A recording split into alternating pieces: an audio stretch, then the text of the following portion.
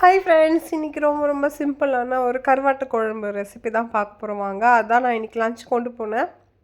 ஒரு பேனில் எண்ணெய் சேர்த்துக்கிறேன், கொஞ்சமாக கடுகு, கொஞ்சமாக வெந்தயம் சேர்த்து பொரிஞ்சதுக்கப்புறமா பூண்டு சேர்த்து உள்ளே சேர்த்து அதையும் நல்லா வதக்கிட்டு கொஞ்சமாக கருவேப்பிலை சேர்த்துக்கலாம்.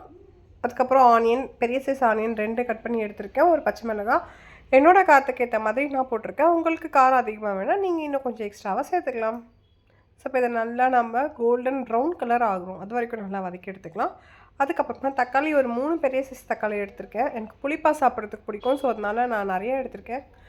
உங்களுக்கு சப்போஸ் புளிப்பு டேஸ்ட் அவ்வளோ பிடிக்கல அப்படின்னா நீங்கள் கொஞ்சம் குறைச்சிக்கலாம்.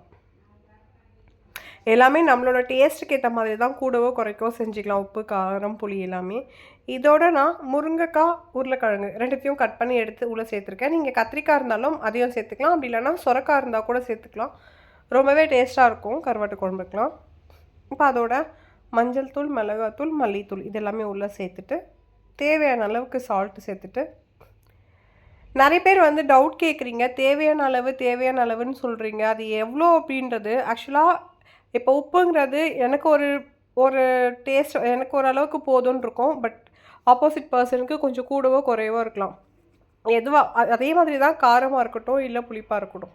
நீங்கள் காரமும் சேர்த்து பார்த்துட்டு கொஞ்சம் டேஸ்ட் பண்ணி பார்த்துட்டு கொஞ்சம் வேணும்னா போட்டுக்கலாம். பட் போடுறப்ப கம்மியாக போட்டுக்கோங்க. அதே மாதிரி தான் உப்புமே, நீங்கள் உங்களோட டேஸ்ட்டுக்கு கொஞ்சம் போட்டுட்டு பத்தலை அப்படின்னா இன்னும் கொஞ்சம் சேர்த்துக்கோங்க. இதெல்லாம் சேர்த்து நல்லா வதக்கிட்டு தண்ணி சேர்த்துட்டு ஒரு 5 மினிட்ஸ் கொதிக்க விட்டதுக்கப்புறமா புளியை கரைச்சி உள்ளே சேர்த்துருக்கேன். இப்போ மறுபடியும் ஒரு 5 மினிட்ஸ் நல்லா கொதிக்கட்டும். பாருங்கள், இந்த மாதிரி கொதிச்சிருக்கு. இப்போ வாஷ் பண்ணி எடுத்து வச்சுருக்கிற கருவாடை உள்ளே சேர்த்துடலாம். சேர்த்துட்டு ஒரு 3 மினிட்ஸ் நல்லா கொதிக்க விடலாம்.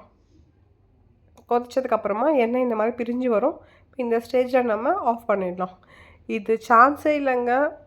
ஸோ செய்கிறதுக்கு அவ்வளோ சிம்பிளாக இருந்துச்சு, பட் டேஸ்ட்டு வேறு லெவல். கண்டிப்பாக நீங்கள் ட்ரை பண்ணுங்கள்.